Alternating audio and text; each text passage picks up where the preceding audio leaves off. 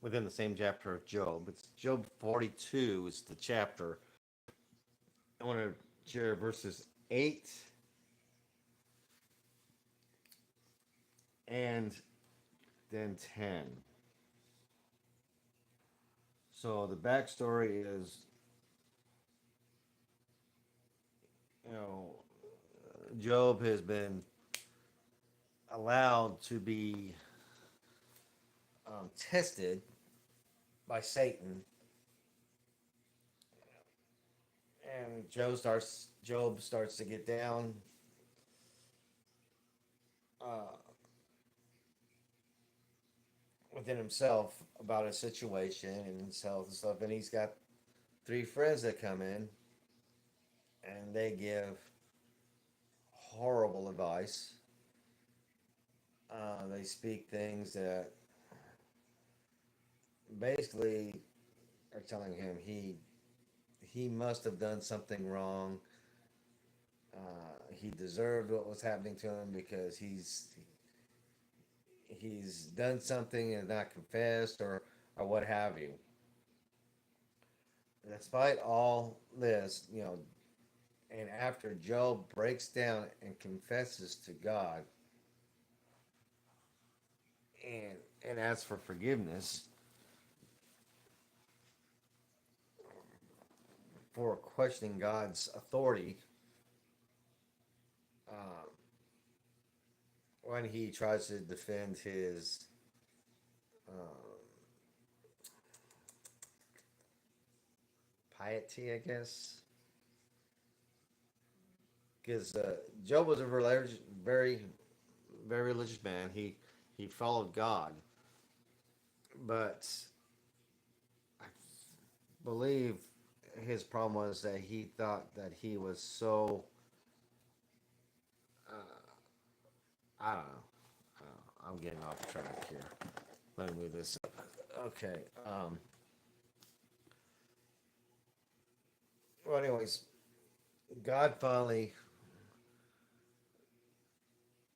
you know, Job starts to talk about how he wishes he'd never been born, and things that whenever things are really really bad and really really sucky, that we all tend to do. Why am I here?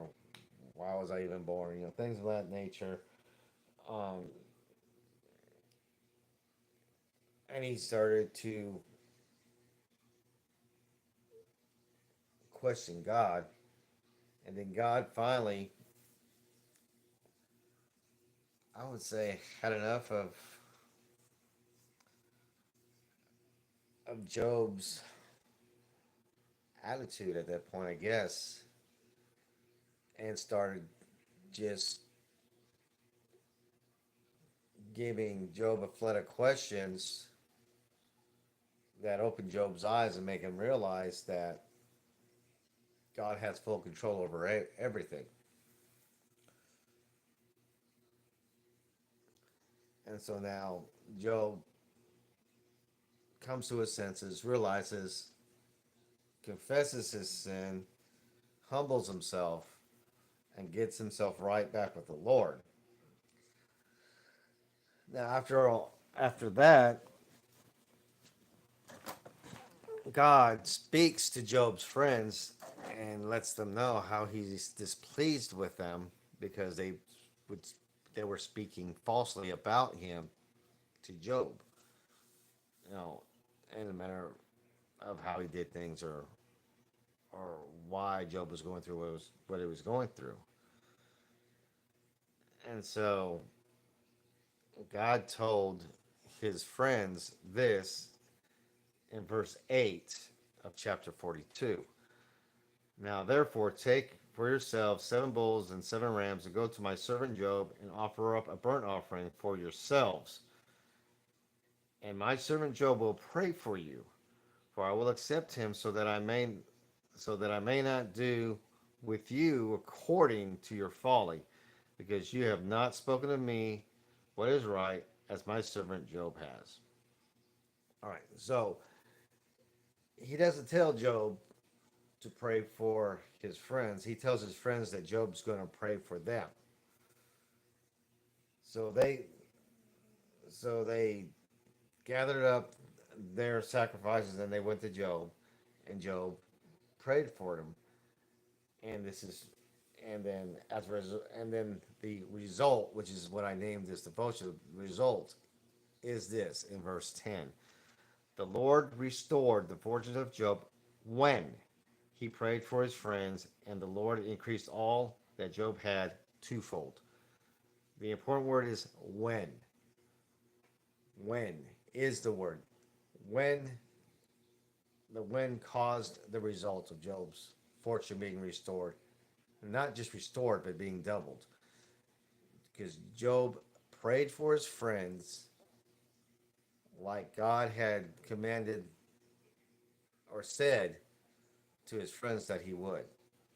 Despite all the bad things they said about Job and to Job while he was at his lowly, darkest hour, Job still prayed for him. He still obeyed God because God commanded that Job would pray for him, and Job did. And as a result, when Job prayed for his friends, the Lord restored everything and doubled it. He didn't do it before. Job had to obey the Lord to get this fortune. Now, Job did not know that the Lord was going to do this. That's the important thing. Job was not aware of the blessing that God already had planned for him if he obeyed and prayed for his friends despite everything that they had done. Um, so, um, to have results, we need to obey. That's the whole point of verse 10 is that is that Job was rewarded. His Job's blessings and rewards were a result of his obedience to God. So, if we expect to see results, we need to obey. We need to have our win moment like Job did. So, with that, I love you guys. You have a blessed day, and we'll see you tomorrow.